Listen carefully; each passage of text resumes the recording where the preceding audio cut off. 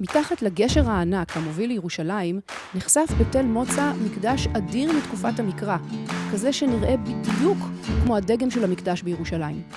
מי חי כאן מתחת לגשר? את מי המקדש הזה שימש? ואיך ייתכן שיש מקדש במרחק כל כך קצר מירושלים, והתנ"ך לא מספר לנו עליו? נפגשתי עם פרופסור עודד ליפשיץ ועם דוקטור שועה קיסילביץ', ראשי משלחת החפירה באתר, כדי לקבל תשובות לחידת המקדש במוצא.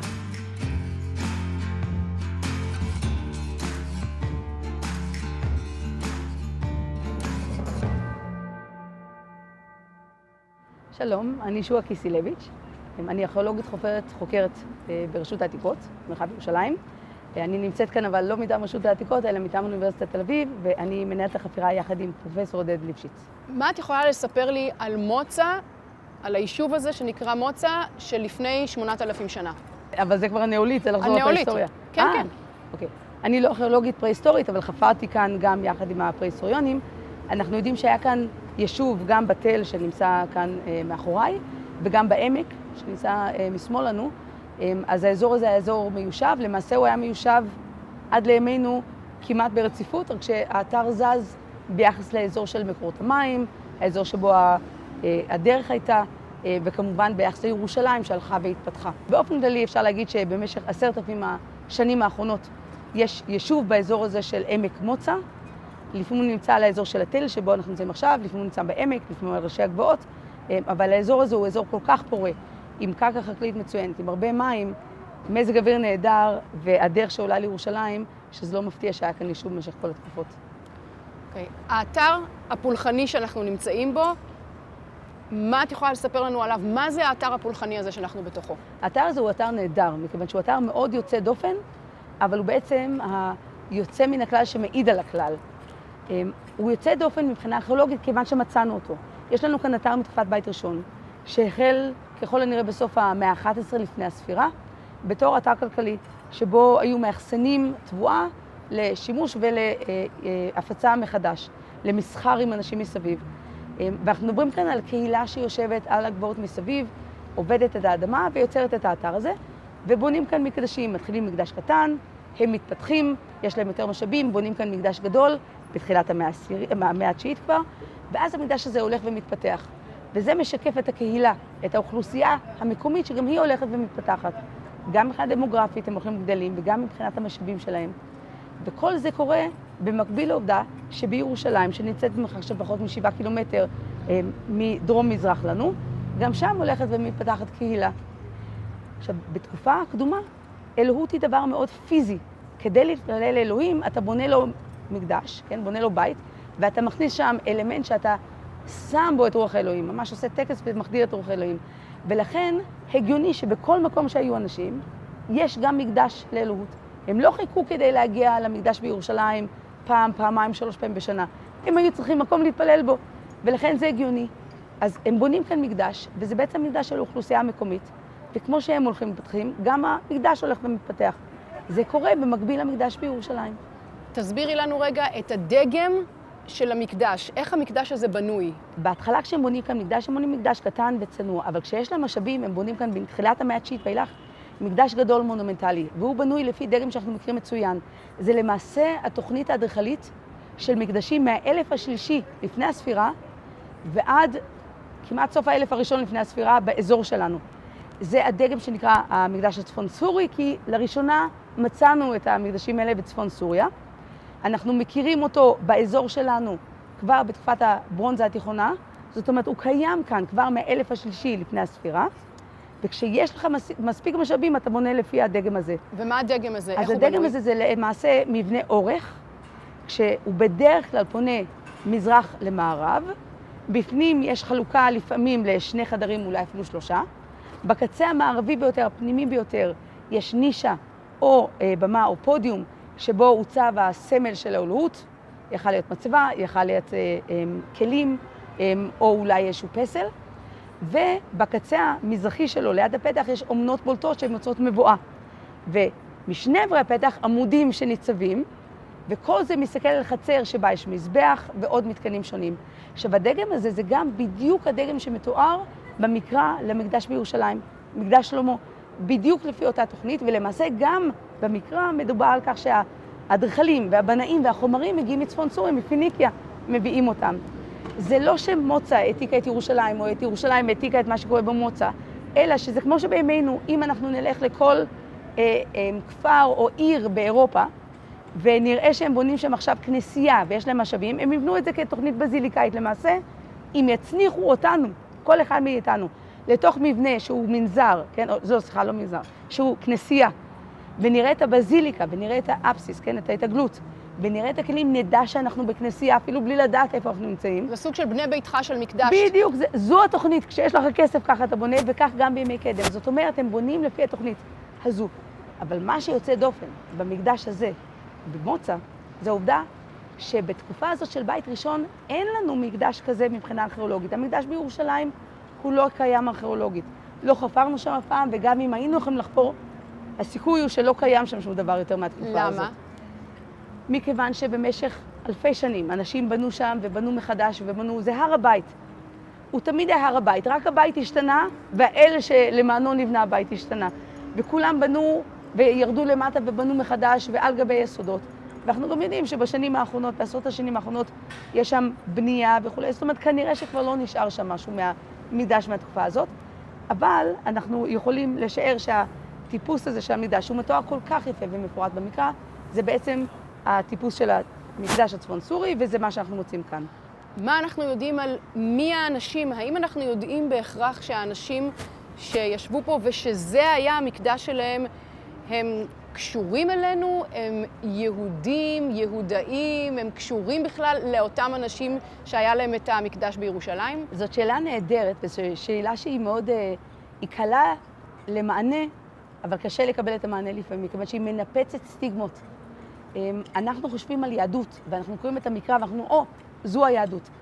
אבל המקרא, כן, ותושבי בית ראשון, הם לא היו יהודים, הם היו יהודאים או ישראלים. זה לא היהדות של ימינו. זה מה שהיום היינו חושבים עליו בתור פגנים. האנשים שהיו כאן הם בעצם, כמו אנשים בירושלים, מרביתם לפחות, הם בעצם הצאצאים של מה שהיינו קוראים הכנענים, התושבים של הארץ הזאת מתקופת הברונזה, כן, אלפי שנים. והם בעצם הולכים ומתפתחים בתקופה הזאת, ויוצרים קבוצות קטנות, וכל קבוצה צריכה להיות יותר ויותר חזקה וליצור לעצמה מסורות חדשות, כולל מסורות דתיות. ואל ראשי, לא יחיד, אל ראשי שהוא אל השלם. אז הקבוצה הזאת במוצא, למעשה הניתוח של הממצאים, גם החומריים, זאת אומרת הקרמיקה וכל הממצאים שמשתמשים בהם ויוצרים אותם, וגם האדריכלות, אנחנו יכולים לראות שבעצם מדובר על קבוצה שהיא מתפתחת בצורה הדרגתית כאן. כן? מקדש קטן, אחרי זה מקדש גדול, יותר כלים, יותר אופציות, אבל הם לא תושבי ירושלים. כן? הם מתחילים עם משהו שהוא דומה, אבל הם יוצרים לעצמם את המסורת שלהם. וירושלים מתפתחת במקביל. בשלב מסוים, חד משמעית, הם כבר מאחדים כוחות והופכים להיות חלק מממלכת יהודה. ואז אנחנו רואים בעצם מה שאנחנו יכולים לקרוא לו כבר דת שהיא כוללת שטח הרבה יותר גדול, הדת היהודאית, כן? והיא תהפוך להיות הבסיס למה שבתקופת בית שני יהפוך להיות היהדות. שמי עודד ליפשיץ, אני פרופסור להיסטוריה של תקופת המקרא באוניברסיטת תל אביב, ומנהל את החפירה במוצא ביחד עם שועה קיסילביץ'. מה המשמעות של המקום הזה שאנחנו נמצאים בו? המקום הזה מעיד על קהילה שחיה במרחב של עמק מוצא, שזה בשלב מסוים הפך להיות המרכז הפוליטי, המרכז הכלכלי של הקהילה הזאת, כאשר בשלב הבא, אחרי שזה הפך להיות המרכז הכלכלי והפוליטי, נוסף פה גם האלמנט הפולחני של מקדש, שנבנה במרכז הכלכלי, ונוסף בעצם הצד הפולחני לכל הצד הפוליטי והכלכלי. אז ראינו פה מקדש עם ממש באותו מבנה בדיוק של המפגש בירושלים, של המקדש בירושלים, אותם מימדים בדיוק כמו המקדש בירושלים, זה אולי מעיד משהו על הגודל של הקהילות. איך יכול להיות שבזמן, עוד לפני, אבל בטח גם בזמן שיש מקדש בירושלים של שלמה, איך יכול להיות שפה יש מקדש והמקרא מתעלם ממנו, לא מזכיר אותו? אני חושב שהממצא שיש לנו כאן מעיד על כך שלכל קהילה של 200-250 איש שחיה במרחב שסביבנו, היה גם באיזשהו שלב מקדש. כלומר, אני חושב שזה לא יוצא מהכלל, אלא זה מעיד על כלל. העובדה שהתיאור המקראי ממוקד בירושלים, בהיסטוריה של ירושלים, במקדש של ירושלים, והוא נכתב בשלב שלדעתם גם המקדש בירושלים הוא המקדש היחיד המותר, או הנכון, או הנבחר, זה סיפור אחד. המציאות היא שהיו יותר מקדשים. יכול להיות שכשיבנו עוד קשרים ויגלו עוד קהילות ויחפרו עוד, יראו שלכל קהילה היה מקדש כזה. כלומר, זה לא מאוד יוצא דופן. אני חושב שהמקדש הזה, החשיבות שלו היא שאפשר ללמוד ממנו על כך שלקהילות שחיו במרחבים מוגדרים היו מרכזים והיו גם מקדשים, ומכאן עכשיו אפשר להתחיל ולשאול את השאלות הבאות על היחס בין הקהילות, על היחס בין המקדשים, מתי לקהילה שזה היה המקדש שלה לכל אורך ימי הבית הראשון, ממתי לקהילה הזו היה גם משמעות לעלות המקדש בירושלים. הנקודה שאנחנו יכולים לחקור אותה בהמשך למחקר הארכיאולוגי של פה ולמחקר המקראי של המקדש בירושלים, היא ממתי היה יחס בין שתי הקהילות האלה ואיזה סוג של יחס. ממתי האנשים שחיו פה והמקדש הזה קיים כל אורך ימי הבית הראשון, ממתי יש למקדש בירושלים משמעות, ממתי הם עולים למקדש בירושלים, ממתי הם מתייחסים לשלטון בירושלים כחלק מהמרחב שלהם. זה כבר חלק ממחקר היסטורי שאפשר לבצע אותו אחרי שאנחנו מבינים ארכיאולוגית מה קורה כאן. אנחנו חוקרים את הטקסטים המקראיים על מה קורה בירושלים, ובעצם מתחילים לייצר את השאלות ההיסטוריות על בסיס כל המערכת הזו. כי אנחנו יודעים שהמקדש הזה היה לפני המקדש של שלמה, ובמהלך המקדש של שלמה, וגם כנראה אחרי מקדש שלמה. הוא דווקא בעל הרצף הרבה יותר מהמקדש בירושלים. בואי ככה, מבחינת הארכיאולוגיה מראה שהמקדש הזה נבנה פחות או יותר בזמן שנבנה המקדש בירושלים, הוא התקיים לכל אורך ימי הבית הראשון. יש שאלות מאוד מעניינות מה קורה פה עם הרפורמות הפולחניות שאנחנו יודעים שלכאורה התרחשו, מה קורה פה אחרי חורבן המקדש בירושלים, שפה עוד לא ברור התמונה. המקדש הזה קיים גם על לפחות הקירות שלו עומדים, אנחנו לא יודעים אם היה פה פולחן, גם בימי שיבת ציון, עם הרבה זיכרון על המקדש הזה שהיה כאן. השני מקדשים האלה התקיימו במקביל. ארכיאולוגית אנחנו רואים את זה מפה, היסטורית, מקראית, אפשר לראות את זה מירושלים. ושוב, השאלות על היחסים בין הקהילות ובין המקדשים, זה כבר הנקודה המעניינת למחקר שבא בשלב הבא. איך זה יכול להיות שמקום כזה, כל כך דרמטי, אין לנו זכר אליו במקרא? המקרא פשוט לא מזכיר אותו. המקרא מספר את הסיפור של האליטה הירושלמית. את הסיפור של מה שהם רצו לספר, את הסיפור של מה שהם תיארו לקהל היעד שלהם.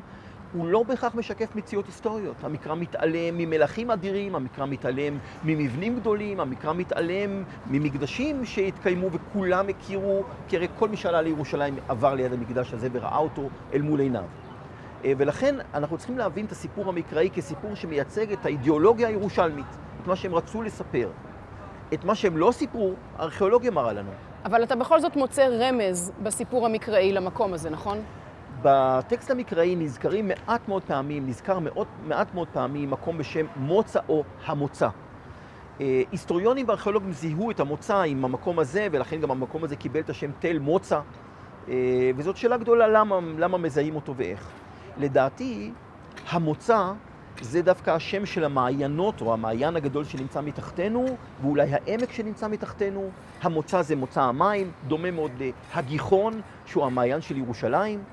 ואני לא חושב בהכרח שהשם של המקום הזה הוא המוצא, ולאור הגילוי הזה, לאור המקדש שקיים פה, אני רוצה להציע שהמקום הזה, הגבעה הזאת, התל הזה, נקרא קריית יערים, ובעצם המקדש הזה הוא המקום שמתואר במקרא בתור המקדש בקריית יערים, המקום שבו היה הארון. לדעתי, הסיפור היסוד של המקדש הזה, כמו שיש לכל מקדש סיפור יסוד, יעקב שוכב על האבן בבית אל, אברהם מקבל את המלאכים במערת בממרא, במקדש של חברון. אני חושב שהארון, ארון הברית, הוא סיפור היסוד של המקדש הזה. הרבה מאוד מהממצאים אפילו יכולים להתאים יפה מאוד למקום הזה, כמו המקום על הדרך לירושלים ועוד כל מיני דברים. ואני חושב שקריית יערים, עם המקום של המקדש, זה סיפור יסוד וזה המהות או הבסיס של המקדש שהוקם כאן. זאת אומרת, ארון השם פה הוא נפל, פה היה את הסיפור של פרץ עוזה, וכאילו סוג של לזכר הדבר הזה הקימו פה מקדש.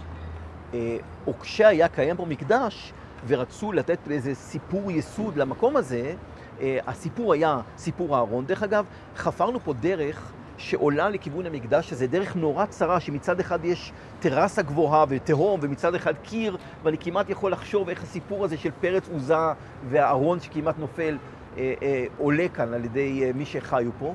והסיפור הארון, אני חושב, הוא סיפור היסוד של המקדש הזה, כאשר בעיניי, רק בשלב שמתחילים להיווצר קשרים בין הקהילות בירושלים ובקריית יערים פה, ורק כאשר מתחיל להיווצר הקשר גם בין המקדשים, נוסף אלמנט לסיפור הזה, והוא הסיפור שהארון עולה מפה לעיר דוד, עוד לפני שנבנה מקדש שלמה. דוד מעלה את זה, עוד משאיר אותו באוהל בעיר דוד. וזה בעצם סיפור הקשר בין המקדשים. האם הקהילה מפה עלתה פעם בשנה לירושלים בשירה ובריקודים ובחגיגות? אולי. אבל אני חושב שזה הסיפור שמבסס או מסמל את הקשר בין הקהילות ובין המקדשים. עמק מוצא הוא אזור חשוב מאוד למי שחי בירושלים, כי זה אחד המקומות היחידים שאפשר לגדל פה דגנים. זה הכרחי למי שגר בירושלים. אנחנו גם בסך הכל 7 קילומטר מירושלים, כלומר זה 2 הליכה. ואני בדמיון שלי, כשאני מסתובב פה במקדש, אני יכול לחשוב על שלמה המלך שמגיע לסיבוב בעמק מוצא, רואה את המקדש המדהים שנבנה פה, וחוזר לירושלים ואומר לאנשים שלו, אני רוצה שתבנו לי כזה שם. אז למה המקדש בירושלים כל כך הצליח ונשאר לנו חקוק בתודעה והמקדש הזה נעלם? מקדש הוא חלק משליטה של שליט וחלק מהכוח של מי שמנהל את הממלכה. זה לא ישות עצמאית. בית דוד הקימו את המקדש בירושלים כדי לשרת וכחלק מהכוח שלהם בירושלים. אני חושב שברגע שבית דוד מבסס את שליטתו, המקדש של בית דוד הופך להיות המקדש המרכזי. עכשיו, המקדש הזה הוא באותו גודל, באותה תוכנית, באותה צורה, עם אותם אלמנטים שיש במקדש בירושלים, ואולי בעוד מקדשים שהיו בממלכה. העובדה שמקדש ירושלים הופך להיות המקדש, גם בתודעה שלנו, זה גם הודות לכוח של בית דוד, להשליט את המקדש שלהם על כל אזור הממלכה, ברגע שהממלכה מתגבשת. ואני חושב שבעיקר הודות ליחסי ציבור מעולים שהיו להם, לידי המחברים המקראיים, שביטאו את האידיאולוגיה שלהם, הדגישו עד כמה המקדש שלהם הוא החשוב ביותר, ואנחנו עד היום קוראים והולכים אחרי זה. זאת אומרת, עצם העובדה שאנחנו יושבים פה מתחת לגשר שמוליך לירושלים, ושהמקום המדהים הזה נחשף רק באמצעות ניסיון לסלול את הדרך לירושלים, זה מספר את כל הסיפור, נכון? אני חושב שזה מספר את כל הסיפור.